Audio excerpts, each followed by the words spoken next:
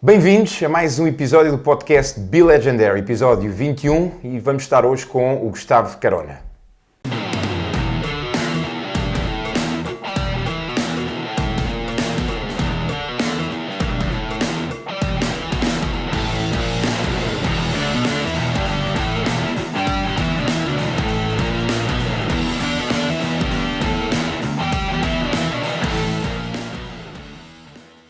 Gustavo Carona, médico. Gustavo, antes de mais, muito obrigado por nos receberes literalmente em tua casa, aqui em Matosinhos, um sítio fantástico para esta nossa conversa. Olha, médico, falámos há pouco, anestesista e intensivista. Vamos iniciar por aí. O que é isso de médico? Anestesista, penso que quase todos nós temos a ideia, mas intensivista. Fala-nos um pouco dessas duas vertentes. Obrigado e bem-vindos à minha casa. Muito obrigado, meu querido. São duas áreas da medicina que estão assim um bocadinho escondidas da atenção da maioria das pessoas, porque quase tudo aquilo que nós fazemos os doentes não percebem. A anestesia é essencialmente à volta, não é, das cirurgias, os cuidados intensivos passa pelo tratamento dos doentes mais graves de quase todas as áreas, sejam cirúrgicas, médicas ou trauma. E muitas vezes é o casamento entre a anestesia, que está muito habituada também à ventilação e a doentes complicados, e a medicina interna, e é uma subespecialidade que no fundo tem se separado de uma forma independente, e eu gosto porque é um desafio muito grande. Há quantos anos é que o fazes já? Portanto, eu já sou médico há 15 ou 16 e nos intensivos há 10, mais ou menos. Desde o início, quando foste para a medicina, tinhas logo essa ideia, quer ser médico, anestesista e intensivista, ou foi algo que surgiu durante o curso? Surgiu, eu até acho que houve uma alteração bastante, porque eu entrei para a medicina com um desgosto do desporto, por isso fui muito focado em estar ligado à medicina desportiva, ortopedia. Com desgosto do desporto, fala-nos lá disso antes da gente ir por aí. Pode ser. Eu era um praticante de bodyboard bastante a sério. Cheguei a ser campeão nacional quando era miúdo e tinha assim um sonho do tamanho de um planeta. Seres campeão do mundo. Ou mais, não é? Ou mais. E tive um problema nas costas, eu tive um acidente também a fazer bodyboard, bati com a cabeça no fundo de um riff. E pronto, e o sonho acabou aí. E tinha 15 anos, era muito novo. E então foi essa dor e essa frustração que me levou a ter a força de vontade de me agarrar aos livros e de fazer alguma coisa de boa com a minha vida, que neste propósito via, não é, tentar ajudar outras pessoas que poderiam querer cumprir os seus sonhos, já que eu não conseguia. Foi esse acidente que te trouxe a medicina ou era algo que já tinhas? Não, foi literalmente esse processo de dor, de perda, que me fez querer evitar que outras pessoas passassem pelo mesmo, porque aquele rapazinho com 15 anos que se viu sem sonhos foi um momento muito, muito difícil de gerir e que no fundo foi uma aprendizagem enormíssima que hoje em dia quase que agradeço que me tenha acontecido. Okay. Depois vais medicina e como nos ias dizendo, numa fase inicial para a parte mais desportiva. Exatamente, portanto, o meu sonho era esse, não era criar campeões do mundo, mas depois pareceu-me um bocadinho fútil, pareceu-me que a medicina era um instrumento demasiado valioso para algo que pode ser válido para outras pessoas, mas eu achei que aquela coisa de salvar vidas, estar mesmo entre a vida e a morte, e há um momento que me marca bastante também, que eu estava a estudar para exames a meio do curso e estava a ver uma reportagem sobre o INEM. E a minha mãe disse-me se existisse o INEM na altura, se calhar tinhas conhecido o teu avô. E isto marcou-me muito. O meu avô, nunca conheci nenhum avô, este em particular morreu bastante cedo. E pronto, e pensei, eu posso fazer isto, não é? Que sensação maravilhosa que deve ser uma pessoa que está para morrer e afinal continua viva pelo meu trabalho ou pelo trabalho de uma equipa onde eu faço parte, e foi isso que me aliciou, que também tem muito de adrenalina e de desafio, e foi isso que depois alimentou as minhas escolhas de vida, de carreira como médico, foi estar ligado assim, a uma parte mais de vida e de morte, daí os cuidados intensivos. Ok, portanto fazes o curso, depois tens a parte de treino, estágio, como é que vocês chamam? Internato, é assim a palavra mais... Essa é a palavra certa, não é? Nós internamos-nos dentro do hospital, quase sem fazer mais nada. Nessa altura já como anestesista? Sim. O internato de anestesia são 5 anos, sim, na altura eram 4, depois passou a 5, e depois faço mais 3 anos de subespecialidade de cuidados intensivos, por isso eu acabo a minha formação já com 33 anos. E obviamente que a formação será sempre uma coisa contínua na medicina e na vida, mas sim, são muitos anos de estudo e trabalho, muitos sacrifícios, é uma vida bonita, que eu não escolheria outra, mas dá muito trabalho, muitas noites sem dormir. Olha, falando nisso, já que tens o mundo aí atrás de ti, porque tu tens uma particularidade enquanto médico, não é? Não és um médico só de hospital, não és um médico só de clínica, e tens esse mundo aí atrás e há locais aí que tu já andaste por esses lados, não é? Falamos lá dessa. Quando é que surge a tua primeira ideia de ires para os Médicos Sem Fronteiras, certo? É isso? Sim, sim. Eu já trabalhei em ONGs diferentes, mas os Médicos Sem Fronteiras é aquela com a qual eu já trabalhei mais vezes. E é uma história que eu acho que é tipicamente africana, que é a primeira vez que eu fui à África subsaariana, à África Negra, foi em Moçambique, e eu já era médico, tinha 27 anos na altura, e tive aquele impacto de ver uma extrema pobreza pela primeira vez. Mas aí foste de férias ou já de férias? De férias, umas férias maravilhosas, copos, praia, festa, tudo bonito, e Moçambique é um país lindo e pessoas super interessantes, mas eu não consegui ficar minimamente indivíduo. Acho que ninguém ficaria, mas aquela sensação de se eu tenho saberes que no meu país, felizmente, são comuns, há muitos médicos como eu, e eu aqui posso realmente fazer a diferença na vida de muitas pessoas, porque Moçambique na altura era, não sei se ainda o é, dos países com o rácio população médico mais baixo do mundo, e isso obviamente impressiona-nos, não é? Eu tenho conhecimentos que podem salvar muitas vidas, e felizmente no meu país há muitas pessoas que podem fazer aquilo que eu faço. E por isso ver aquela pobreza extrema, sentir que há pessoas que morrem por tudo e por nada, literalmente, e não tentar fazer qualquer coisinha. No meu caso, sendo médico, não é uma ação muito fácil de utilizar os meus saberes muito diretamente. Foi assim o bichinho, ou se quisermos, a epifania que ficou atrás da minha cabeça, e a partir daí não descansei enquanto não tivesse a oportunidade de exercer a minha profissão, onde ela parece-me que é mais precisa. Surge com 27 anos, quando é que fazes a tua primeira missão? Faço com 28, mais ou menos. Logo no ano seguinte? E um ano depois, sim. E também acho que é importante já levarmos alguma bagagem enquanto médico, porque é importante irmos já com saberes que sejam úteis, não é? Aquela ideia de que toda a gente pode ser útil é obviamente verdade, mas as organizações precisam de pessoas já com alguma experiência, que sejam um investimento, digamos assim, que se traduza em cuidados de saúde de qualidade para as pessoas que se propõem a tratar.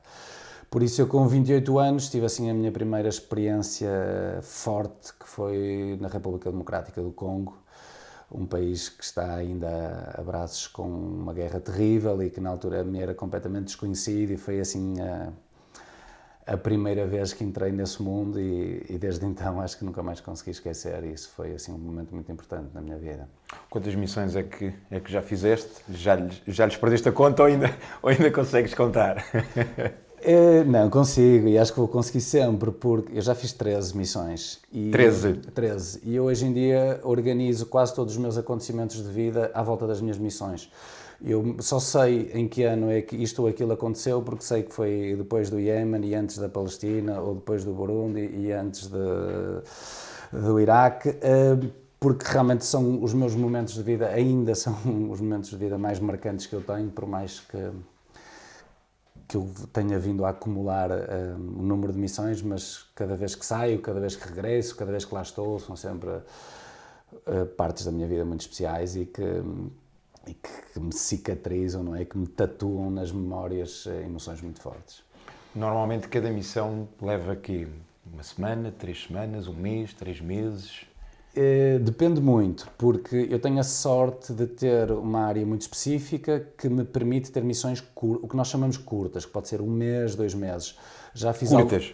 Chamamos curtas porque a maioria das pessoas de outras áreas precisa de ser mais tempo. Agora, a maioria das pessoas que são de áreas de anestesia, cirurgia, trabalham nos seus países de origem e acho que faz sentido que assim o seja para manterem a prática e por isso não conseguem muitas vezes ausentarem-se por longos períodos, mas digamos que a máquina destas ONGs funciona muitas vezes com pessoas que estão nestes sítios 6 meses, 9 meses, 1 ano e o máximo que eu já tive acho que foi 4 meses, o mínimo terá sido à volta de 1 mês e anda por aí assim mais ou menos. Porque tu lá és um médico que faz tudo, entre aspas. Normalmente estou sempre ligado à anestesia e também aos doentes mais complicados, não podemos bem chamar cuidados intensivos porque isso é uma medicina que só existe nos países ricos, como o nosso, e depois tento adaptar-me, entrar nas necessidades, não é? Há missões que há mais falta de qualquer coisa que eu possa eventualmente ser útil, às vezes indo ler de início doenças que não conheço, mas que eu sinto que faz falta aprender e utilizar conhecimentos neste ou naquele sentido, outras vezes há missões, também depende dos médicos que lá estão, porque há médicos que sabem de áreas que eu não sei, e por isso se tiver uma pessoa X eu posso ser útil noutras áreas, ou se fizer falta uma área em que não exista mais ninguém, eu posso sentir necessidade de... Mas é sempre à volta da minha área de conhecimentos, a anestesia acaba por ser sempre a minha missão, é como anestesista no apoio a todas as cirurgias que são feitas, que normalmente são só cirurgias de vida ou de morte. Quando vais para estes locais, e eu já te ouvi falar e já partilhaste aí algumas histórias, e eu vou-te pedir que depois que partilhes aí algumas histórias connosco, a gente conheceu-se no evento do André, faz agora quase 1 ano já, no Faz Acontecer Talks, na Ilha Terceira, e de facto aquilo que me marcou foi, lá está, a tua partilha e os valores que marcou a mim e a todos nós que estavam lá, não é? E tu falaste agora aí numa coisa que me ficou, num país rico como nós, não é? Que nós muitas vezes queixamos de muita coisa, que não temos isto, não temos aquilo, que a coisa que está mal, porque o carro, eu queria ter aquele carro, eu queria ter aquela casa, e tu eventualmente vais para locais em que isso é um sonho, não é? Ter aquele carro, ou ter aquela casa que a gente diz, isso é um sonho eventualmente quase inalcançável para essas pessoas. O que é que tu, quando foste a primeira vez, em missão mesmo, quando voltas, o que é que trazes de lá? O que é que te marcou? Disseste aí há pouco que trazes cicatrizes, entre aspas, metaforicamente, não é? O que é que te marcou? E o que é que te faz querer voltar e ser quase que a tua principal missão enquanto médico neste momento, não é? Em termos psicológicos, ocupa realmente muito tempo da minha vida, se bem que eu, na prática, sou um médico mais ou menos normal. No total, tive 2 anos, quase 3, fora em missões, por isso a minha vida profissional é quase toda em Portugal. O que é que eu trago? A primeira missão, eu acho que há uma mistura de sentimentos, revolta, uma coisa que não é, injustiça perante estas realidades revoltam-nos. As pessoas nem falam, não é? Nós chegamos ao cúmulo que o pior quase que acontece no planeta quase que nem se sabe. Eu digo quase porque 90 e muitos % das pessoas no nosso país certamente não sabem que a pior guerra que existe desde a Segunda Guerra Mundial é no Congo, só para dar a título de exemplo. Agora, tu também certamente tens reflexões mais maturadas sobre a felicidade e sobre estas questões, não é, de fundo, e eu acho que esta aprendizagem em países subdesenvolvidos também é interessante neste sentido, porque é muito especial vermos que nós temos muito a dar, muito a ensinar em termos de conhecimentos e partilhas, mas é incrível a quantidade de conhecimentos que nós trazemos de lá também. Eu costumo dizer sempre que aprendo mais do que ensino e acho que ensino muito. Agora, aquela forma de estar na vida é muito especial pela simplicidade, pela gestão de expectativas, pela forma humilde com que encaram aquilo que lhes é dado, até mesmo a própria relação com a morte é algo para mim extremamente inspirador, que é difícil de gerir entre aquilo que, na minha opinião, deve ser a valorização da vida, mas também a aceitação da morte. E eu acho que eles conseguem ter esse equilíbrio muito suave e nós temos ainda muitas questões para resolver, porque eu acho que a sociedade educa-nos mal. Não é culpa de ninguém, não é a forma como as coisas vão sendo construídas, que todos nós devemos ser felizes e ter carros e ter apartamentos de luxo, não é? Obrigam-nos, entre aspas, a ter uma série de coisas que depois, obviamente, que não é verdade para todos. Isto cria-nos ansiedade, cria-nos tristeza e A própria felicidade fica indexada a uma série de coisas, não é? Exatamente. E eu acho que aquilo que nós trazemos destes sítios, pela positiva, são histórias de vida maravilhosas, de pessoas que têm um coração e uma alma gigantes. E sentimos que dentro daquilo que nós vemos, do esquecimento de guerras que não são faladas, de problemas de pobreza, doenças que matam imenso. Nós estávamos há pouco a falar sobre esta epidemia do coronavírus, sendo que está a acontecer também no Congo, curiosamente, a segunda maior epidemia de ébola de sempre, mas como ainda não tocou a nenhum branco, quase não se fala. No dia em que apareceu... Ouvi agora, não fazia ideia. Pois, é normal. No dia em que tocaram um americano, um europeu, isto vai ser falado, mas como ainda só matou 2.000 e tal congoleses, só... ainda não se falou. O corona matou o quê? 90? Eu acho que sim, 80 pessoas ou 90 neste momento. Pronto, e trazemos estes confrontos porque eu acho que aquilo que pode ser interessante de pessoas que têm vindo a fazer aquilo que eu tenho, e felizmente cada vez são mais, é o contraste. Porque terias muito mais a aprender se falasses com alguém de lá. Mas a visão que eu trago é alguém de cá que viu muitas vezes, viu e viveu, não é? Intensamente, histórias de vida na profundidade de alguns dos locais mais inusitados, mais inóspitos do planeta. E é isto, é percebermos como é que é possível, não é? O mundo ser tão injusto, como é que é possível haver crianças que não são vacinadas, como é que é possível ainda haver tantas mulheres que morrem no parto, como é que é possível haver tanta violência sexual. Isto cria-nos uma certa revolta, uma certa ansiedade, mas depois também eu acho que o foco tem que ser, e pelo menos eu tento viver a minha vida assim, o que é que eu posso fazer, não é? Porque se eu for a viver o drama da dimensão do problema, eu não saio de casa, não é? Passo o dia a chorar, e eu não gosto, não é? Eu gosto de ser alegre e tento pensar o que é que eu posso fazer, não é? E se eu viver o problema vou ficar triste, vou tentar viver a solução daquilo que é a parte que depende de mim, e depende de mim também explicar às pessoas aquilo que eu vejo, e acho que toda a gente que sai em missão sente um bocadinho essa obrigação de testemunho, de advocacy, de partilha de experiência que é mais completa do mundo, não é? Nós precisamos sempre ter uma visão. Para termos uma opinião, acho que precisamos ter a visão mais ampla, e eu acho que aquilo que se vê à nossa volta são muitas opiniões de pessoas que ainda não viram o suficiente. E se calhar viram demasiado o mundo delas, não é? Sem dúvida. Eu não gosto de ser crítico. Outra coisa que eu acho que uma pessoa tem que se conter é não julgar. Tentar moldar a sociedade pelo aquilo que se faz, pelo exemplo, e não pela crítica, pelo julgamento. Ou seja, eu engulo muito essa revolta porque acho que não tenho o direito de dar lições de moral a ninguém, mas sinto convicções fortes de que as coisas têm que ser feitas com uma tendência a trazer mais humanidade global a este planeta, que acho que ainda há muito para melhorar. Olha, tu vais para cenários de guerra, não é? Em que há tiros, em que há perigos à tua volta. Alguma vez temeste pela tua vida ou eventualmente até viveste alguma situação em que, olha, não vou sair daqui? Aconteceu-te algum cenário assim?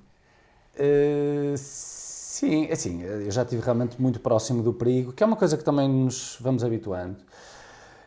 Acho que nunca tive uma situação em que eu estava a sentir iminente perigo, vai ser agora, não sai desta. Acho que não tenho assim nenhuma história desse tipo de intensidade, e ainda bem.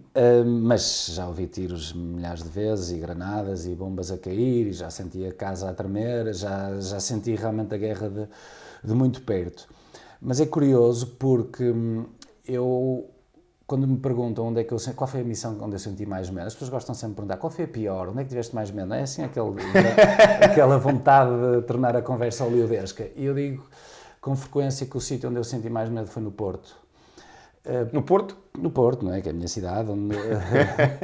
Porque eu acho que o medo vive-se muito por antecipação, não é? Quando nós projetamos o desconhecido, eu vou para o Afeganistão, não é? Só vemos sangue, guerra, bombas, pessoas a sofrer e a gritar e a chorar, e depois chegamos lá e 99,9% do nosso tempo é normal. Por isso, e olhamos para as pessoas à nossa volta, que são pessoas iguais a nós, e pensamos, mas se eles estão aqui a viver, eu também posso, não é? À partida. Ou seja, eu acho que o medo é muito a projeção do desconhecido, e eu sinto muito mais ansiedade quando estou prestes quando projeto e não sei para onde vou e desconheço a realidade, do que quando lá estou propriamente, em que me sinto a maior parte das vezes relativamente tranquilo, apesar da envolvência. E falavas há pouco do Porto, ou seja, e até porque eventualmente quem nos ouve e quem nos vai ver do lado vai dizer, mas o Porto, mas espera aí, mas porquê é que ele sentiu medo no Porto quando ele esteve em cenário de guerra? Tem a ver com essa projeção ou tem a ver, lá está, com nós relativizarmos o medo face aos dois cenários, não é? Como é que vês isso? Mais uma vez, eu acho que a forma como nós construímos o nosso pensamento através das notícias é essencialmente através dos dois polos, do melhor e do pior. Porque nós nas notícias só ouvemos histórias extraordinárias e as histórias trágicas. E depois esquecemos que o mundo está essencialmente no meio. No meio. Por isso, é notícia se houver um bombardeamento no Afeganistão que matou 100 ou 200 pessoas, é notícia se houver alguém no Afeganistão que está a fazer uma obra humanitária absolutamente incrível, e felizmente há muitos exemplos em vários países. Agora, não é notícia que 99,9% das pessoas vivem uma vida normal, em que vão trabalhar, têm filhos, gostam de estar em casa tranquilamente, se calhar gostam do Cristiano Ronaldo, e é isso que as pessoas se esquecem, não é? E nós, o que é que pensamos quando nos anunciam que queres ir para o Afeganistão? Estou a dar este exemplo, podia dar muitos outros. Sim. Vês logo a parte pior. Vês logo a parte pior, não é? Vês logo isto vai haver bombas, vai haver tiros e, meu Deus, isto estão a cair bombas a toda a hora, em todo momento, e sangue e sofrimento e gritos. E, felizmente, isso não podia estar mais longe da verdade. E por isso é que eu digo que o medo é essencialmente uma projeção do acontecimento, porque normalmente é muito mais fácil de gerir do que aquilo que estávamos à espera. Concordo. Olha, agora pegando um pouco nisso, qual das missões que tu fizeste, e não falando das partes trágicas, qual é que foi aquela que te marcou mais, sei lá, em termos de ensinamento, ou que tu trouxeste a algo mais valioso para a tua vida? Acredito que cada uma delas vai reforçando algumas dessas aprendizagens, não é? Mas eventualmente tens alguma que te lembres que foi aquela que fez-te, se calhar, um clique maior, e qual foi esse clique? Olha, eu acho que é uma excelente pergunta, sinceramente, porque pelo lado da aprendizagem, eu acho que acima de tudo é o preconceito. E eu acho que os preconceitos mais graves, e estamos a viver uma altura em que cada vez mais isto parece-me que tem que ser dito, são aqueles que nós achamos que não temos. E o preconceito da raça é relativamente fácil de analisar, não é? A cor de pele é muito óbvia, mas ainda assim eu nunca fui racista e senti que viver em África, não é passear, é viver, quebrou em mim um preconceito que eu próprio achava que não tinha, mas que se calhar tinha aqui subliminar. Mais que não seja porque não estou habituado, não é? Há poucas pessoas pretas no Porto e, portanto, a nossa convivência é escassa, o que leva a que estranhemos o diferente. E há que falar das coisas com frontalidade. E por isso, às vezes, precisamos mesmo de ultrapassar esta barreira. Ainda que eu, conceptualmente, sempre fui a favor, não é, da igualdade, mas vivê-la é muito diferente. E houve outra missão. Portanto, a minha primeira passagem por África, para além de muita outra coisa, serviu-me para isso. Mas houve uma missão que acho que me trouxe uma aprendizagem bem maior e se calhar bem mais necessária no mundo atual, que tem a ver com a religião. A minha primeira missão num país muçulmano foi no Paquistão, na província do noroeste do Paquistão, naquela região muito problemática, de onde vem a Malala, aquela miúda que foi Prémio Nobel da Paz, e é das regiões mais conservadoras, mais fundamentalistas, mais extremistas em relação à religião islâmica. E todos nós olhamos para o Islão, não é? Por causa dos Talibã, da Al-Qaeda, do Estado Islâmico, como o bicho-papão, não é? Quase como o inimigo da sociedade como nós gostamos que ela seja. E, mais uma vez, isso não podia estar mais longe da verdade.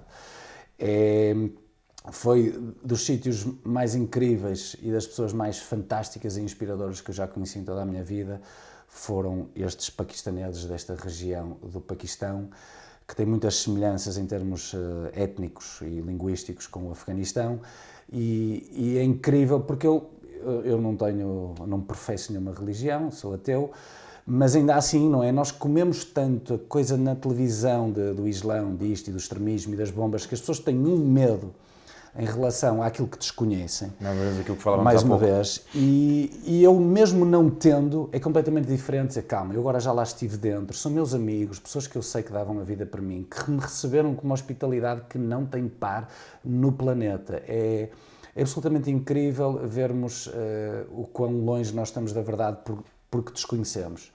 Por isso essa foi assim a minha segunda missão e foi a primeira num país muçulmano, o Paquistão, e foi uma missão muito, muito, muito importante, muito intensa também do ponto de vista médico, mas eu acho que quebrar essa barreira do preconceito da religião, mais uma vez, que eu nunca tive e que sempre disse que eu nunca tive, mas é muito diferente vivê-lo na pele e poder trazer esta mensagem. E cada vez que eu ouço comentários racistas e xenófobos, não é tão simples quanto eu tenho amigos, pessoas que eu respeito, que eu admiro, que me ensinaram muito e que mostraram realmente provas de carácter que eu vi em poucos lados do planeta. E eu acho que todos precisávamos de um bocadinho disto para percebermos que o mundo não são as 4 ruas que nós conhecemos à volta da nossa casa. Olha, eu lembro-me de uma história, mas acredito que existam milhares de histórias, não é? E antes de avançarmos para isso, e também para termos aqui uma ideia e para que as pessoas valorizem, porque nós, mais uma vez, queixamos da nossa medicina cá, queixamos dos nossos hospitais cá, dos médicos cá. Vocês lá, tu e os outros médicos, são quase médicos MacGyver, não é? Porque vocês têm que, com uma pastilha elástica e com um elástico, fazer quase um bisturi ou algo assim, não é? Porque imagino que haja meios bastante escassos, não é? Sim, trabalhar com uma grande organização permite-nos, não é, ter um standard de qualidade em termos de material e medicamentos muito, muito razoável, muito acima da média daquilo que é a realidade local, que é miserável.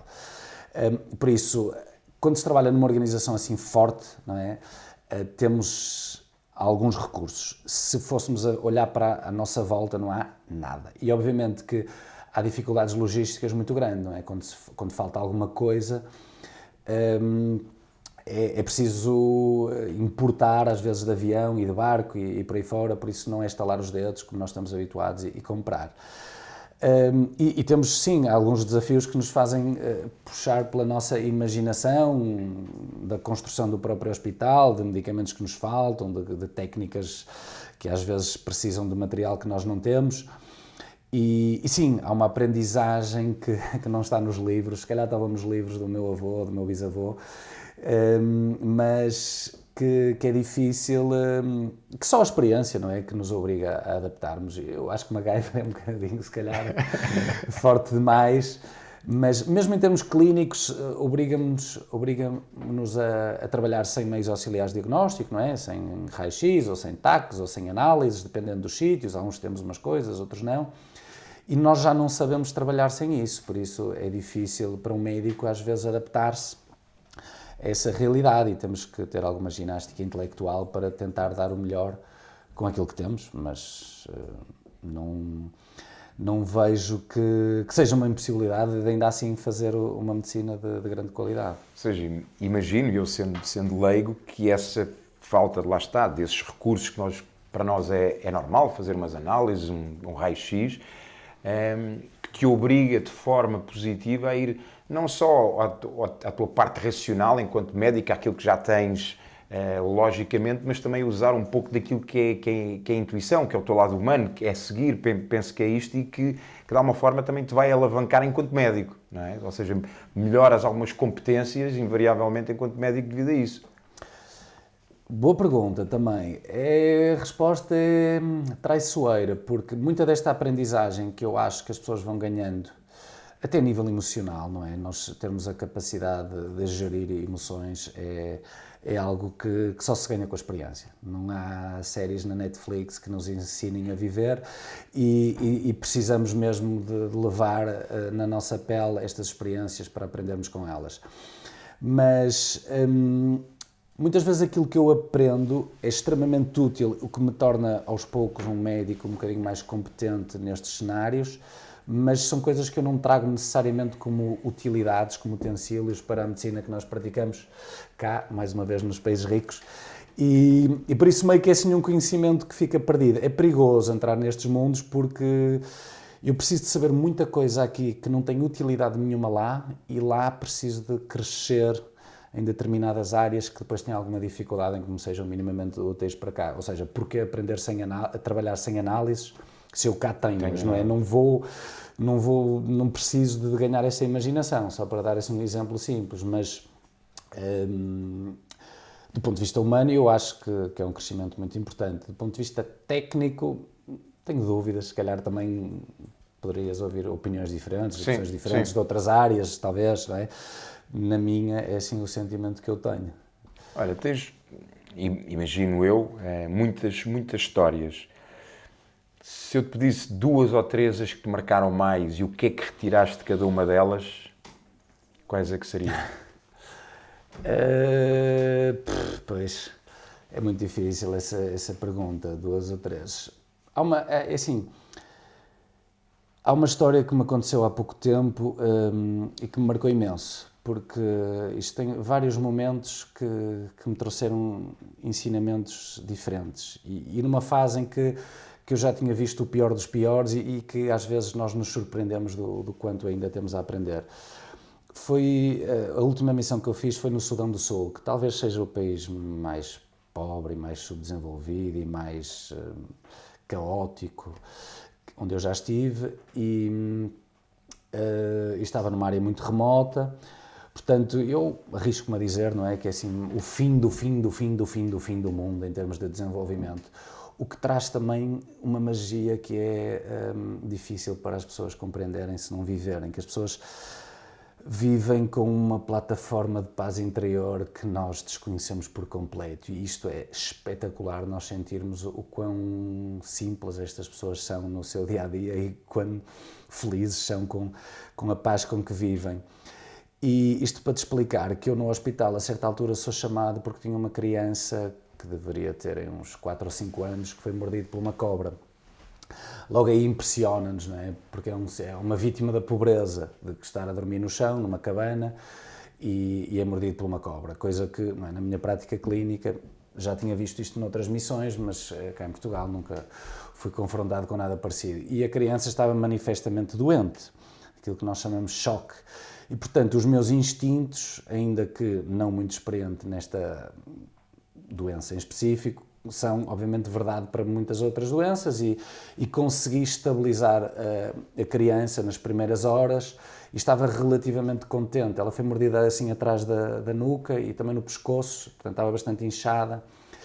E nas primeiras horas o meu feeling é que a coisa estava a correr muito bem.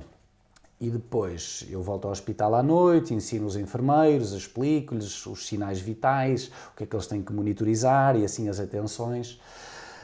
O que é um desafio enormíssimo, porque estamos a falar de pessoas que têm uma formação muito básica e às vezes temos que explicar coisas muito simples. Elas têm uma inteligência emocional às vezes muito evoluída em relação à nossa, mas têm uma falha de conhecimentos que é difícil depois colmatar na fase mais avançada das suas profissões.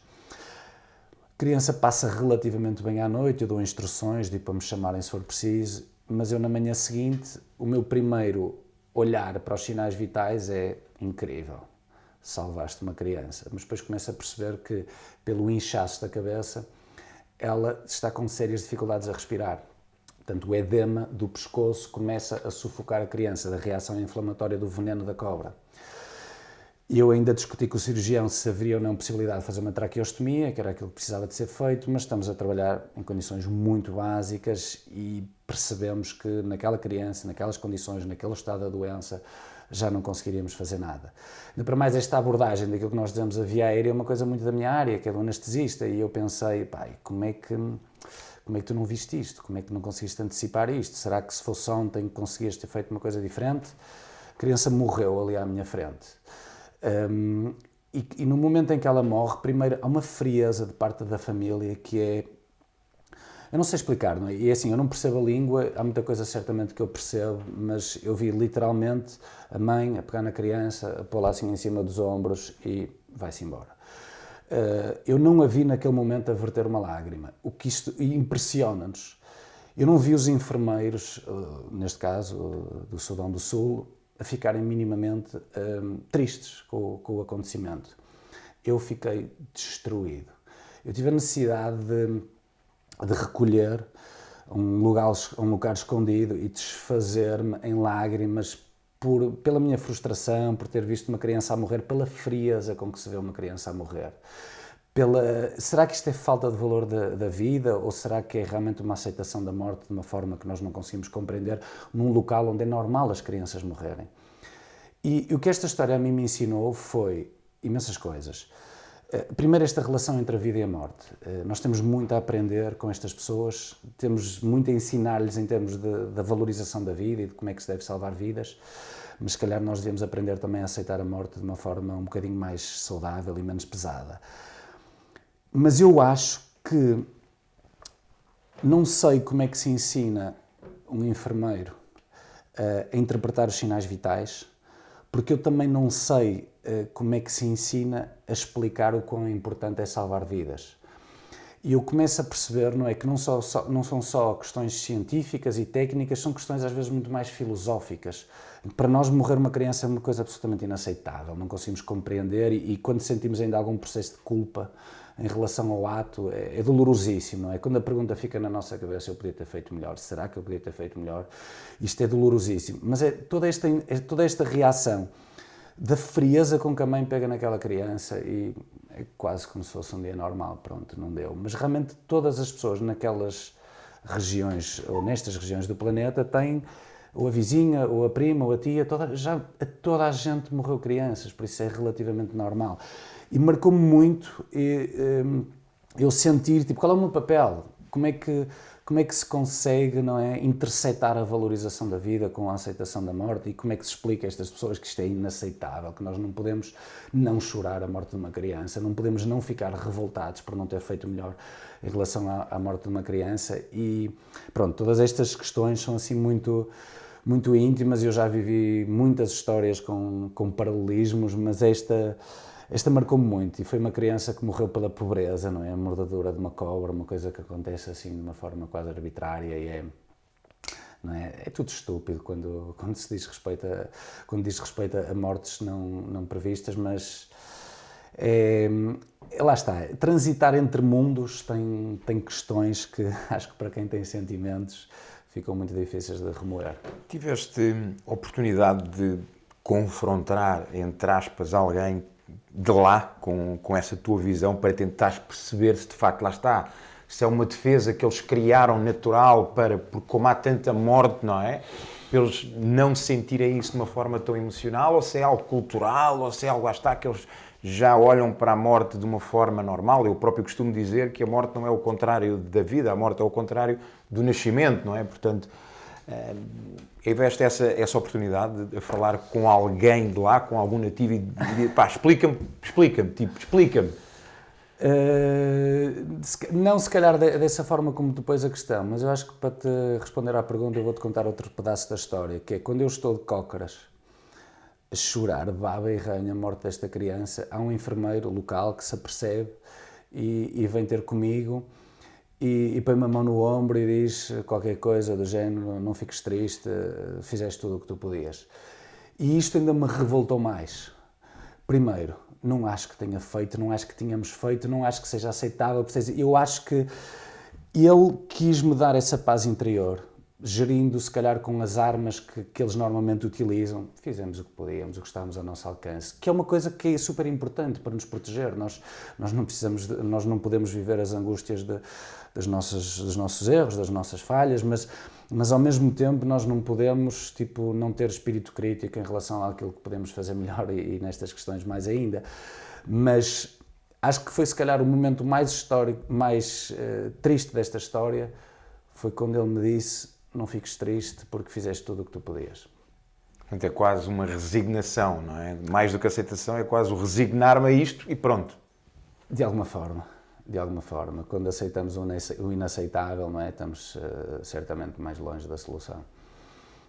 Mais longe da solução. Pegando nisso, tem histórias também opostas, não é? Em que milagres aconteceram, em que te marcam pelo cumprimento, a tua missão enquanto médico, não é? Que é salvar vidas. Sim, tem histórias absolutamente maravilhosas e quando as coisas correm bem são são mágicas, felizmente são muitas. Às vezes, eu estava a dizer há um bocado, não é, que eu gosto de escrever sobre aquilo que me marca mais em termos emotivos e se calhar às vezes, para mim salvar vidas já acaba por ser uma coisa que faz parte do meu trabalho, não é? Não me devo sequer... O normal. Não, é o meu trabalho, não é? É o meu e da minha equipa, por isso é aquilo que eu tenho que fazer. Agora, há algumas em que nós nos envolvemos, há algumas que nós sentimos pronto, conhecemos a pessoa, a família e às vezes até o nosso esforço, isto é meio estúpido, não é? Mas se me chega alguém à minha frente e morre, eu não sofro nada.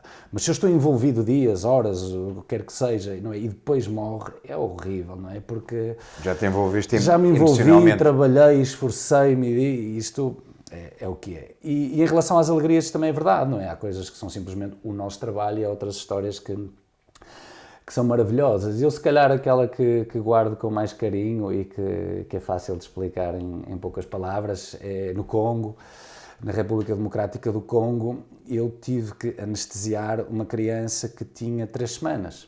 Tinha um pedacinho de gente, assim, que tinha um problema congénito, que é uma estenose do piloro, que é um aperto à saída do estômago, que faz com que não seja possível alimentar a criança. Ela, tudo aquilo que ingeria, vomitava, por isso estava a ficar extremamente desnutrida e desidratada.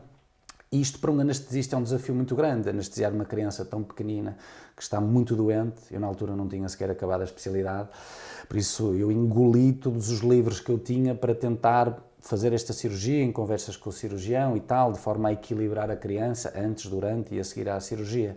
Mas também percebeu, não é, que houve ali da minha parte um acompanhar muito próximo em todas estas fases e felizmente correu super bem a cirurgia e a criança, passado uma semana ou 2, teve alta. Eu ia dizer para casa, mas eu não sei se pode dizer isto, não é, nestes sítios, não sei se esta expressão é aplicável. Mas no momento em que ela está a sair, pronto, isto tudo acontece com Lost in Translation, não é? Fala-se Swahili, eu estava a falar francês, portanto ela não fala francês, são os congoleses que traduzem, e a certa altura eu estava a despedir dela e tal, eu não sei o quê, e ela pergunta-me assim, como é que é o seu nome? E eu, o meu nome é Gustavo, mas porquê? E ela, a criança ainda não tem nome. E eu fiquei assim, e tal, disse, mas o que é que acha porque em África é uma coisa muito engraçada, não é? Que mostra também o mindset das pessoas, nunca se dá um nome a uma criança antes dela nascer, porque não se sabe, não é? Nós estamos habituados que uma gravidez é igual a uma vida, mas nestes sítios muito pobres ainda não é. Por isso só se dão nomes às crianças depois de já se ter a certeza, não é? Que está tudo a correr bem. E quando ela me pergunta então o meu nome e tal, eu fico assim a perceber, será que isto... Fiquei assim um bocadinho desconfortável, não é? Que responsabilidade. E ela, sim, doutor, ela, de tradução, não é? Ela gostava de dar o seu nome à criança, Uau. Será que ela pode? E eu fiquei assim, pois, claro, eu fico muito contente, é um orgulho enorme. E depois ela faz uma pergunta muito difícil, que é, e o que é que quer dizer o teu nome? Porque eles têm também este simbolismo, não é? Do significado do nome como algo muito importante. Eu não sabia, mas achei que eu não podia desiludir aquela mãe, né, aquela então criança. Foste buscar um significado. Então inventei e disse que quer dizer corajoso e sábio e forte e inteligente, não é? E depois assim meio a rir-me por dentro e ela ficou contentíssima com a minha explicação. E isto foi há 10 ou 11 anos, por isso espero que andei um pequeno Gustavo nas mãos. Sábio, corajoso, espero que sim. Inteligente espero e tudo que sim, mais. se estiver saudável já fico contente. Olha, agora vou-te fazer aqui uma questão fora até deste âmbito. Viveste alguma história de amor assim por esses destinos? Sim, não, estou a tentar ser honesto, não é? Isto pode, não sei quem vai ver isto pode ser, isto pode ser problemático. Não, acho que não. Olha, metade das minhas missões em países muçulmanos, nós nem sequer com colegas estrangeiros podemos muitas vezes nos aproximar por regras de segurança. E a África costuma ser mais fácil a nossa liberdade em termos de comportamentos, mas não, acho que não tenho assim nenhuma história a declarar. Ótimo. Olha, falavas aí há pouco em histórias, ou falámos de histórias, e temos aqui uns livros, e eu queria que tu falasses um pouco deste primeiro livro, que são Cartas para Mossul, e depois temos um outro, que são as respostas, não é? De onde é que nasce este livro? Até porque é um livro fora do comum. Bastante. Não é? Onde é que nasce e qual é a história que está por trás? É, sem dúvida, das coisas mais... Acho que vai ser a coisa mais bonita que eu já fiz na vida e espero fazer outras coisas bonitas. Eu acredito muito, não? Eu vivo assim de alguns símbolos e acredito muito que cada vez que parto em missão não vou sozinho, que na minha mochila não vão só os meus saberes, vão também todas as pessoas que acreditam naquilo que eu faço. E acho que este livro é a prova viva disto. Eu, antes de ir para Mossul, que estava a contas no norte do Iraque, uma cidade no norte do Iraque, a contas com uma guerra absolutamente terrível, dos piores episódios da nossa história recente, senti que deveria materializar esta vontade de levar as pessoas comigo. Então tive assim uma ideia que partilhei nas redes sociais, em que disse basicamente, eu vou para Mossul, vocês sabem o que é que se está a passar, por isso se quiserem, escrevam cartas, mensagens, desenhos, o que vocês quiserem, que eu prometo que entrego.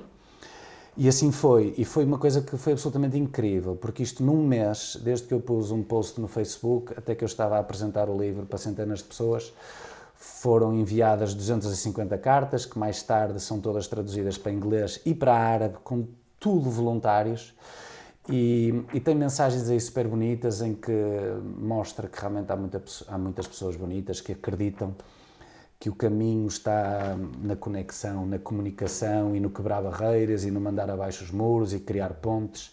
E eu acho que este livro tem esse simbolismo de pessoas que realmente se preocupam com outras pessoas, apesar de estarem noutro local do planeta, apesar de falarem... Humanidade. Humanidade.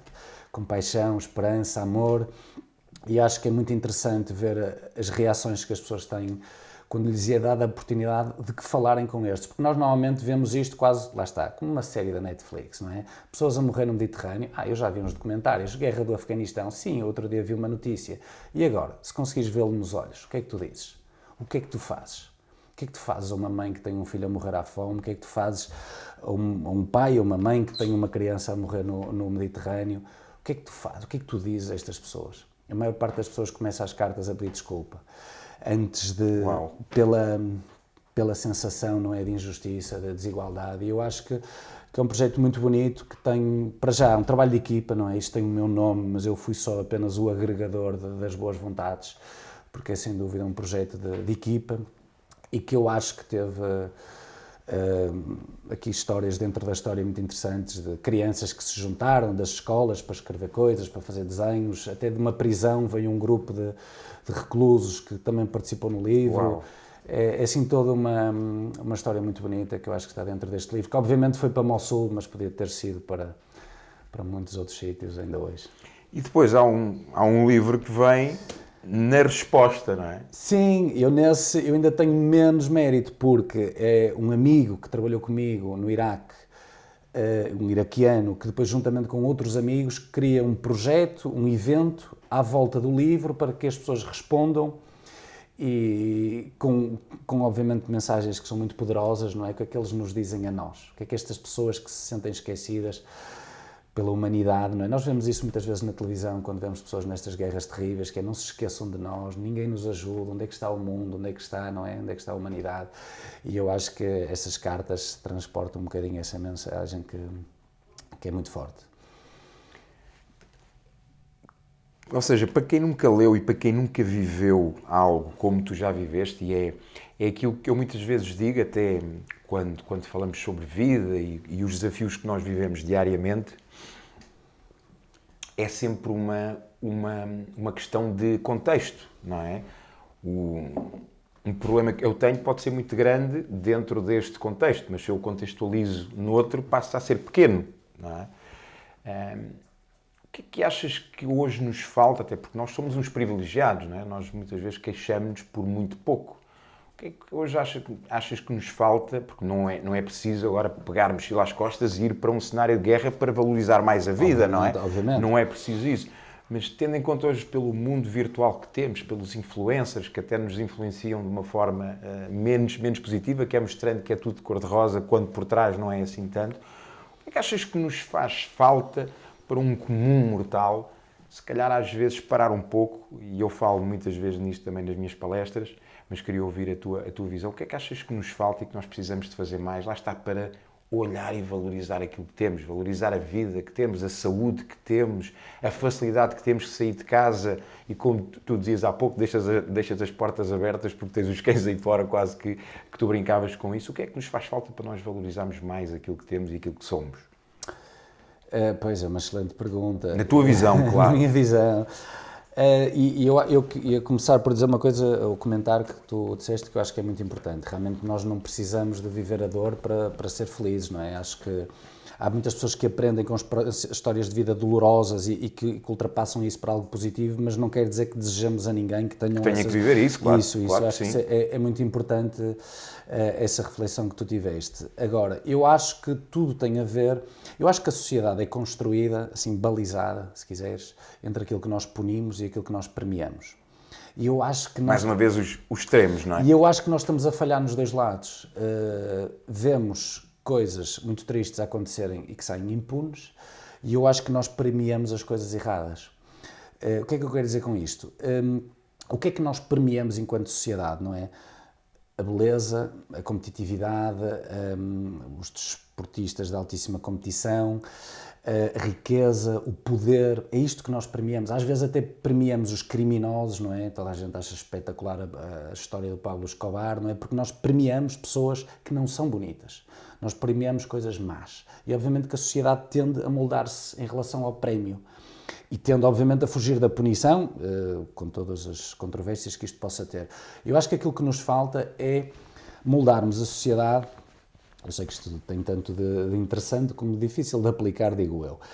Moldarmos a sociedade por aquilo que é mais bonito, que aquilo tem mais os valores, a ética, a moral, o bem, a bondade, a humildade. Precisava de ser, o Prémio da Paz precisava de ser mais importante do que o Campeonato do Mundo de Futebol. E eu acho que é isso que está a faltar, não é? É nós, individualmente, percebermos a responsabilidade que temos cada vez que pegamos no comando da televisão e mudamos canal, cada vez que escolhemos a notícia que queremos ler, cada vez que escolhemos as pessoas com quem falamos, cada vez que escolhemos aquilo que compramos, aquilo que não compramos, nós temos realmente a moldar-nos a nós e a moldarmos o mundo à nossa volta. E às vezes eu acho que as pessoas esquecem-se do poder enormíssimo que cada um tem na sua individualidade. E o mundo é aquilo que nós quisermos.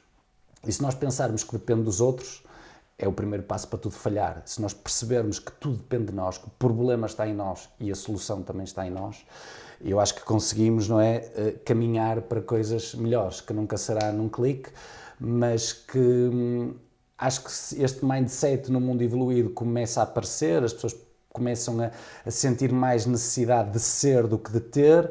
Ainda assim, ainda estamos muito longe para algo de bonito. Acho que as religiões têm vindo a perder força, acredito que seja essa a tendência natural da condição humana, e ainda não há um substituto à altura para a organização dos valores como sociedade. E nem tudo pode estar escrito na lei, não é? E por isso isto é altamente subjetivo.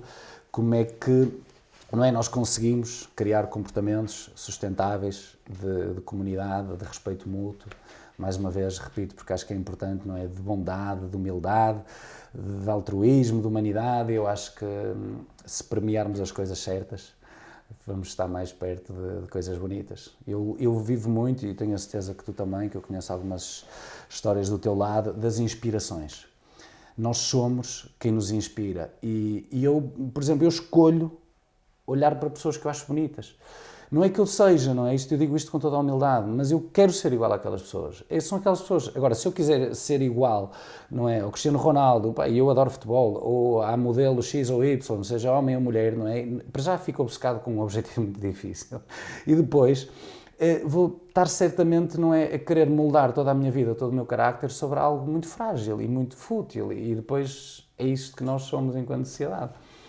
Até porque eu outro dia fazia essa reflexão, porque eu faço palestras, não é? E eu normalmente digo isto sempre, eu não estou aqui para vos motivar, eu estou aqui para vos inspirar. Porque eu olho para a motivação em teres algo, não é? A motivação vem de motivo para ação, portanto, teres um motivo para agir, e a inspiração, se nós olharmos até para a origem da própria palavra, não só tem a ver com o inspirar, mas tem a ver com o espírito, inspíritos, não é? Então, quando nós, e tu agora falavas disso, quando nós olhamos para alguém que nos inspira, lá está, não é olhar, se calhar, e eu sou como tu, admiro de facto pessoas como o Cristiano Ronaldo, como o Kobe Bryant, que infelizmente morreu há pouco tempo, pela característica de disciplina, Trabalho, de perseverança. foco, de persistência e tudo mais. Mas lá está, mas isso é aquilo que é o motivo para a ação, mas alguém como Mandela, como Gandhi, como Madre Teresa, inspiram-nos por algo que não é palpável, digo eu, é pelo ser, é por aquilo que elas são, não é? É por aquilo que elas representam. Achas que isto também está muito ligado? Nós hoje, lá está, a sociedade vivemos muito consumo, não é? Muito o ter. A felicidade com ter o carro, com ter a casa, com ter as férias, que não está nada de mal, isso é ótimo, mas a nossa felicidade não deve estar baseada nisso, não é? Mas tu quando tens, e eu já fui, não garantidamente a cenários como tu foste, mas estive em Fiji, que é um local lindíssimo em termos de beleza natural, mas muito pobre. E que as pessoas são super, hiper, mega felizes. Elas vêm e dizem bula bula é tipo bom dia, está tudo bem e fica bem, mas com uma alegria e são felizes, vivem em casas básicas, com uma dimensão só com uma sala, onde vivem pai, mãe, filhos, primos, tios, avós, e lá está, elas não têm a felicidade, elas são felicidade. E eu acredito que tenha sido isso que tu também vês, lá está, em sítios, porque muitas vezes nós podemos dizer, mas como é que esta pessoa pode ser tão feliz se tem tão pouco, se vive num país tão pobre, tão inóspito, tão sem nada, e como é que ela é feliz? Porque elas são, tem a ver com o ser, não tem a ver com o ter. Qual é a tua experiência nisso e o que é que vês que de alguma forma reforça isso ou não? Sem dúvida. Ou o que é que já viste, aliás? Sem dúvida, eu acho que sofremos muito no nosso mundo ocidental por termos demasiadas coisas, demasiada informação, demasiadas ambições, demasiadas expectativas, não é? Não vou dizer nada de novo, toda a gente sabe qual é a equação da felicidade. E eu acho que nós vivemos a ansiedade do perfeccionismo em todos os âmbitos da nossa vida. Nós queremos ser bons profissionais e bons irmãos e bons filhos e bons pais e bons padrinhos e bons intelectuais e bons desportistas, e isto cria-nos uma ansiedade terrível e depois às vezes estouramos. E estas pessoas vivem com muito menos expectativas, o que lhes faz muitas vezes ser muito mais feliz com muito menos. E eu acho que... E depois há outra coisa que eu acho que é muito importante, que também tive... Eu tenho muitas reflexões a este propósito do contraste entre mundos. O que deixa as pessoas tristes não é a pobreza, é a desigualdade. E aquilo que nós vemos nestes sítios realmente é uma escassez de recursos muito grandes, mas eles sentem um património comum daquilo que têm e que não têm. Claro que alguns podem ter um bocadinho mais, outros um bocadinho menos. Mas o que é terrível é aquilo que se vê nos países pseudo-desenvolvidos, não é como o Brasil, em que tens pessoas extremamente ricas e outros a viver na rua. Isto é que cria revolta, isto é que cria violência, isto é que cria sofrimento, isto é que cria tristeza. E eu acho que muitas vezes nestes sítios, eu não conheço a Fiji como tu referiste, mas conheço muitos sítios muito pobres, e eu acho que o mundo que eles conhecem é mais ou menos uniforme, e por isso não vivem a ansiedade. Se calhar veem na televisão, mas mais uma vez para eles é diferente, aquilo que vem na televisão é de outro planeta, outros mundos, mas não sofrem essa ansiedade de não ter. Nós sofremos a ansiedade que o vizinho do lado tem um Ferrari. Porra, eu também queria, não é? Mas agora, se virmos um Ferrari na televisão, se calhar já não sofremos essa ansiedade, não é?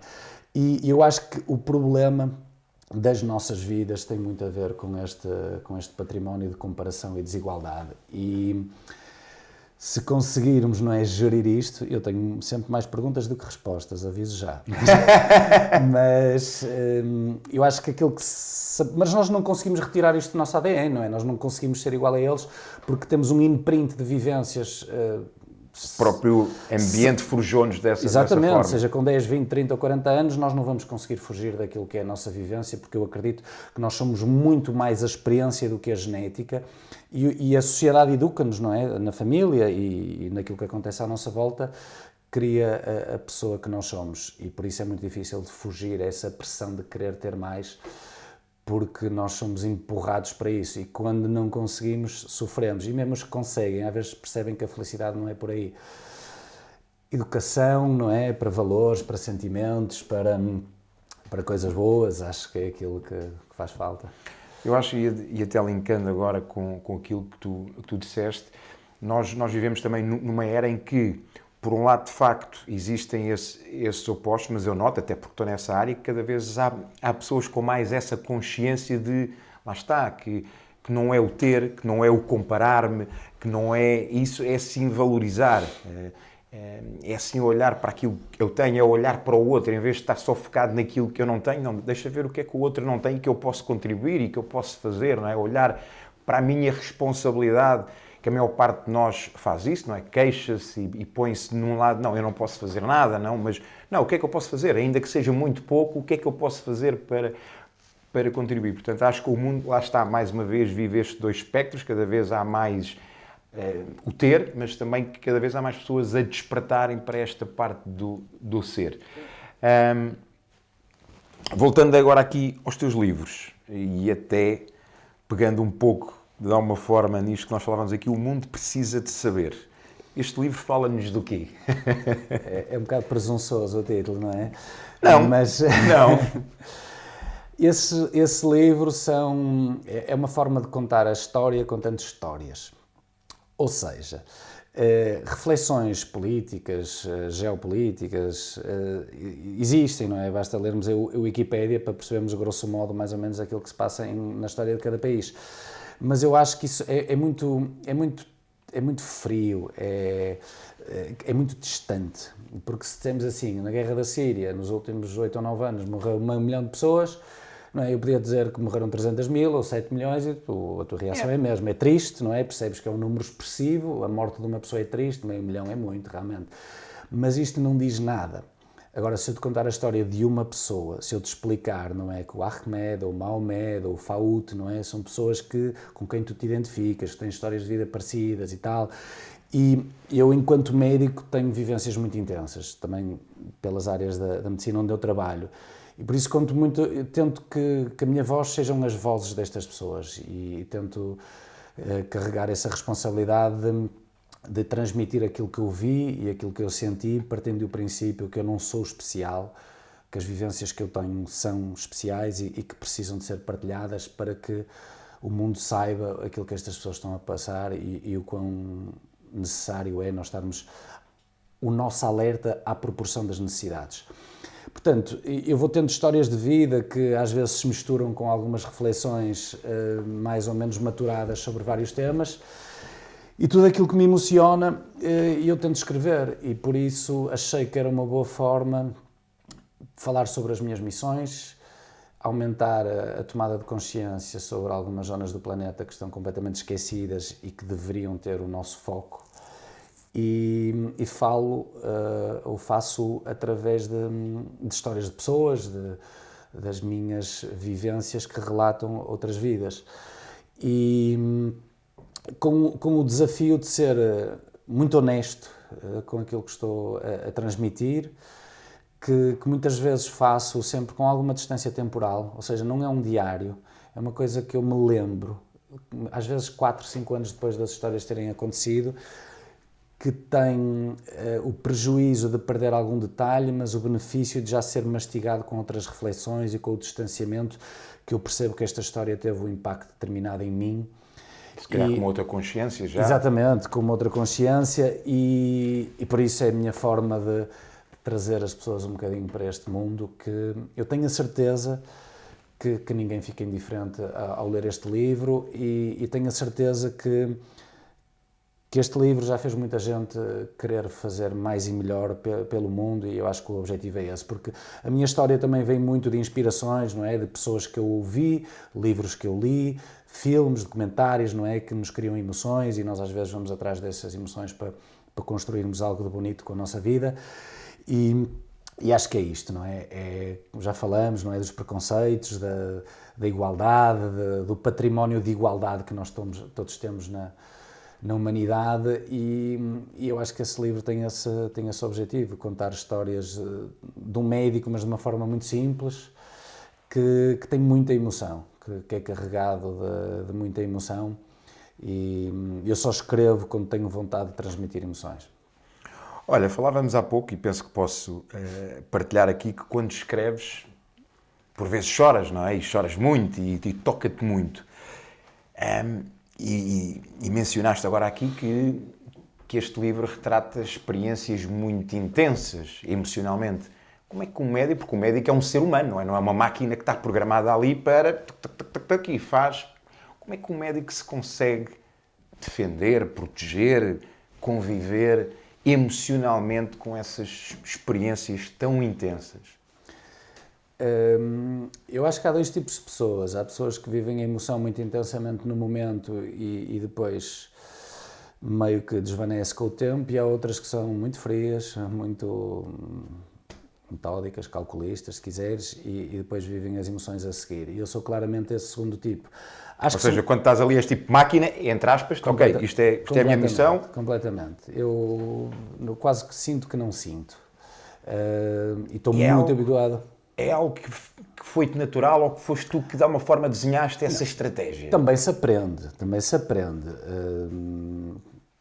o contacto com situações extremas é uma aprendizagem, mas acho que tenho a sorte de ter algumas características inatas que me permitem atuar dessa forma. Por isso eu sou muito frio no momento, perante situações de extrema intensidade, e depois quando passa, não é? Quando aquilo sai assim com uma intensidade muito grande, e é o reviver dessas memórias que me leva também, não é? A ficar novamente emotivo com coisas que eu às vezes até achava que já tinha esquecido.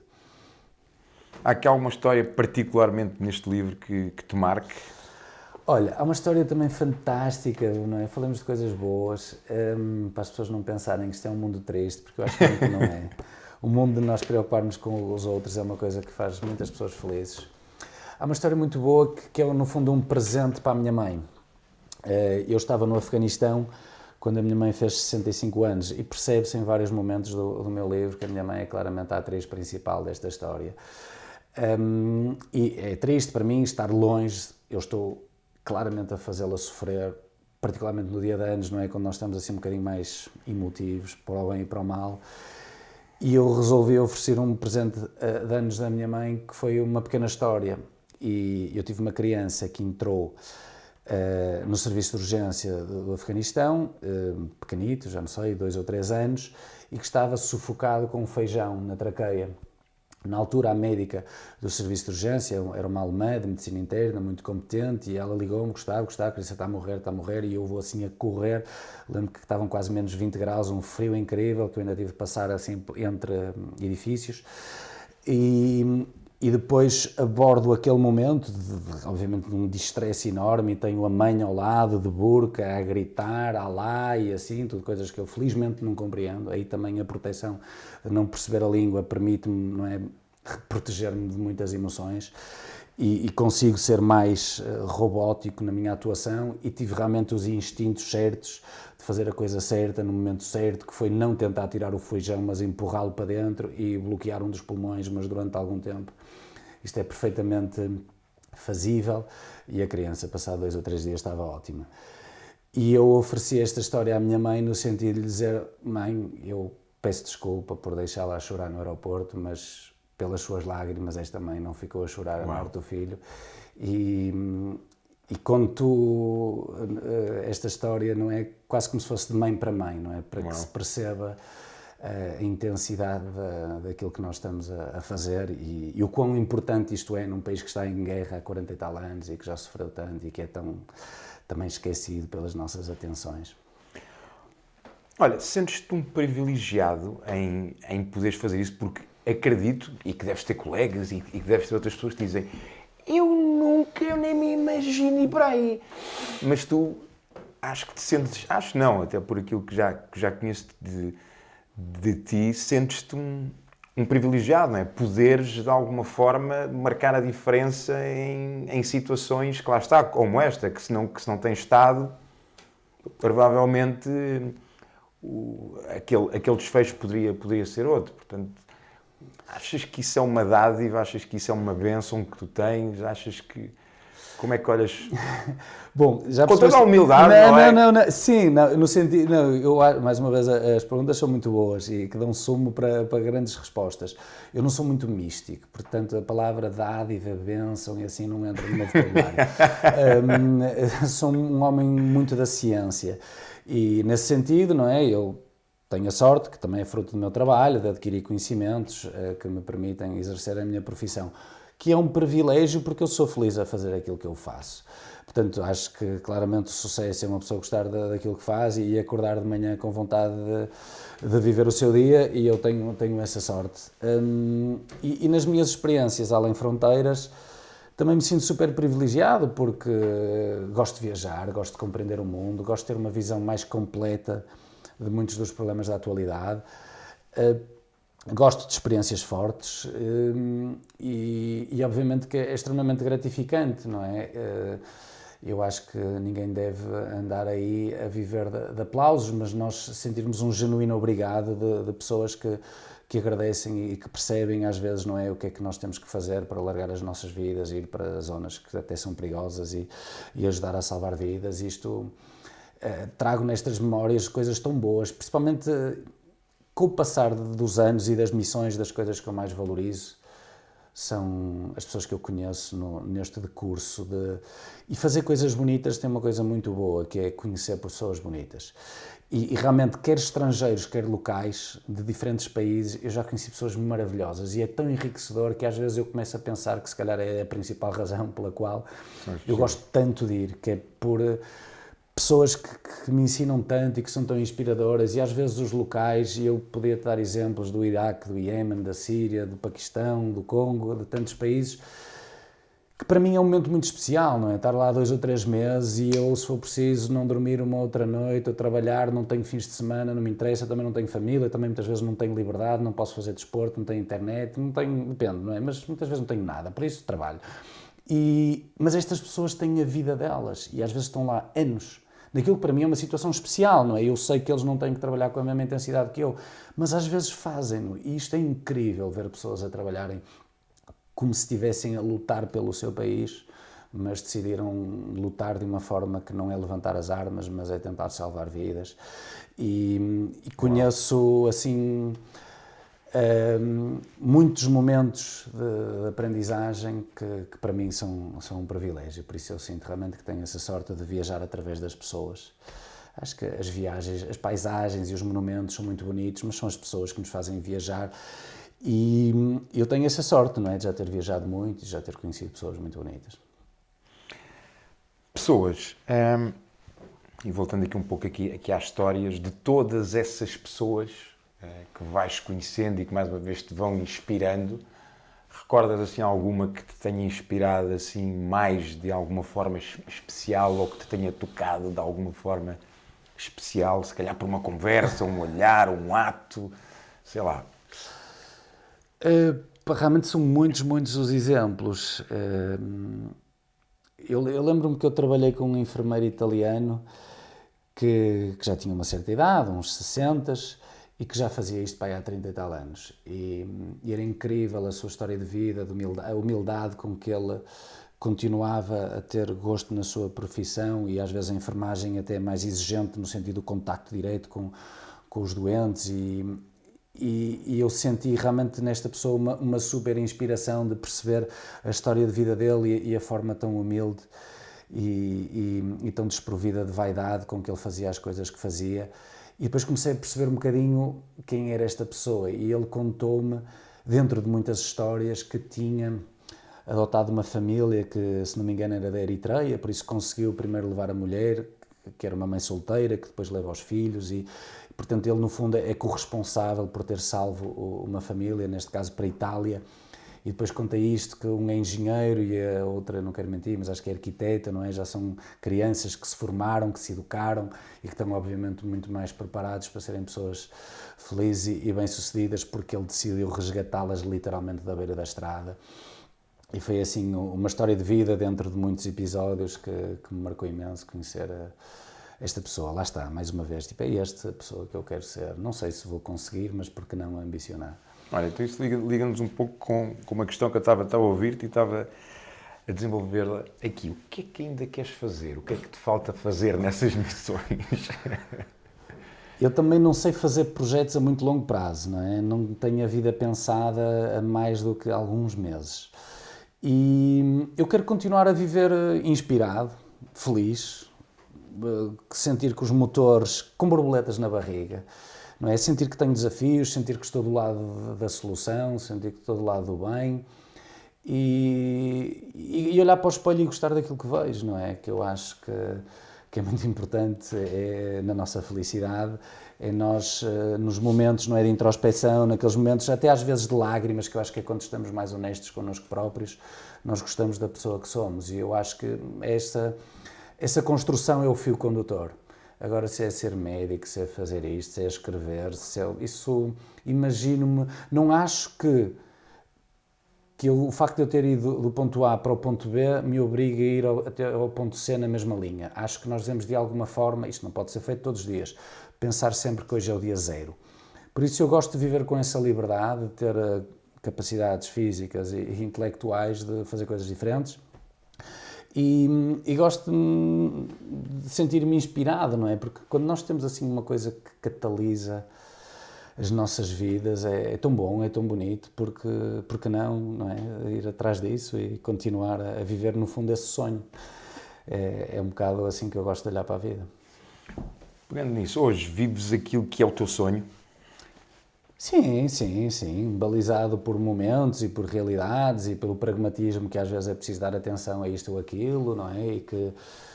E que parece que não, mas eu também sou muito agarrado às minhas raízes, sou muito próximo daquilo que é a minha cidade, os meus amigos, a minha família, adoro voltar a casa, adoro partir, mas às vezes ainda gosto mais de voltar. E por isso acho mesmo que tenho essa sorte, não é? De conseguir concretizar coisas que desejo muito, e acho que sim, não é? Olhando para trás, tenho muito orgulho naquilo que eu já fiz e acho que concretizei sonhos que nunca pensei que fossem possíveis. Excelente. Olha, duas ou três coisas antes de nós finalizarmos. Para quem nos vê e nos escuta, se quiser adquirir os teus livros, onde é que o pode fazer? Bom, além de todas as livrarias assim principais, online é fácil de encontrar, nomeadamente na Ego Editora, que é a minha editora, por isso será assim o sítio mais fácil para os encontrar a todos e facilmente alcançáveis. Ótimo. Ligado com os livros ainda, penso que podemos partilhar aqui que estás em processo de desenvolvimento ou já de escrita de um novo livro, é isso? Sim, eu tenho um problema grande, não é? Eu vivo sufocado em ideias. Então, eu acho que se calhar isto é meio patológico. Eu estou a fazer uma coisa e depois apetece-me fazer outra, e por isso eu tenho muita vontade de escrever muitas histórias. Já escrevi muitas que não estão ainda editadas em livro. Ou seja, vai ser mais um novo livro de já tenho histórias. Quase meio livro escrito, sim, acho que sim. E tenho outros sonhos de escrever histórias meio romanceadas, e tenho projetos de livros na minha cabeça já bem estruturados que até me incomodam, que se vê com a força com que batem aqui. E sim, mas se não os concretizar também está tudo bem. Ótimo. Portanto, ao longo dos próximos anos vamos ter mais livros teus. Eu espero que sim. Olha, última questão. Imagina que te é dado ou te é dada a missão de deixares um manuscrito para a humanidade, que vai ser lido, sei lá, num conselho, e que toda a humanidade vai ter acesso a essa informação. Se pudesses deixar 3 mensagens para a humanidade, que 3 mensagens seriam essas? Bom, é possível que a minha resposta possam ser 7 ou se calhar só uma dentro de... Venham elas. E é possível que eu se calhar, se tivesse esse poder, não é? Fosse buscar pessoas mais interessantes do que eu para ficarem imprimidas na eternidade, ou impressas. No entanto, não é? Se me permitissem, eu gostava primeiro que as pessoas percebessem a importância da bondade. Eu acho que ser-se humano é um espectro de ações e de sentimentos muito, muito complexo, mas eu acho que dentro daquilo que são as nossas ações, eu acho que localizarmos o nosso fundo na bondade, Acho que é algo que é transversal a tudo o resto que acontece à volta desta ideia. Aquilo que me entristece e aquilo que me faz lutar é uma desigualdade entre os seres humanos ainda muito grande. Percebermos que todos nós temos os mesmos receptores de dor, quer em termos somáticos na nossa pele, quer em termos sensitivos, se quisermos, não é, nos nossos sentimentos, acho que é um princípio que depois torna tudo fácil de explicar. Não consigo perceber que nós olhamos para o dia de hoje, o de ontem e provavelmente o de amanhã com tantas desigualdades e tantas injustiças. Se nós acordarmos de manhã e sorrirmos ao espelho e dissermos todas as vidas são iguais e a partir daí começarmos o nosso dia, eu acho que certamente temos algo a fazer pelo mundo e por nós bastante melhor. Portanto, se eu tivesse essa presunção de deixar alguma coisa para trás, acho que gostava que fosse essa mensagem de bondade, de igualdade e de humildade. Foram 3. Casou bem, não? Igualdade, bondade e humildade. Olha, inspirador. Muito obrigado pela tua partilha. Ainda ficaríamos aqui, se calhar, mais 1 hora ou 2. A conversa está boa. Mas queria-te agradecer, acima de tudo, pela inspiração. Acho que é isso que fica deste podcast, é a inspiração para a nossa humildade, para a nossa igualdade, para a nossa bondade, mas, acima de tudo, para que cada um de nós faça a sua parte. Eu, como tu, acredito que se nós fizermos um pouquinho, cada um de nós, aliás, o mundo, se cada um fizesse a sua parte, nós seríamos todos. Portanto, fica o convite para ti, que nos vês ou que nos escutas, o que é que tu podes fazer, o que é que tu podes contribuir para que haja mais igualdade, mais bondade e mais humildade neste mundo. Até à próxima, até já. Obrigadíssimo. Obrigado, meu querido. Boa conversa. Obrigado. Realmente.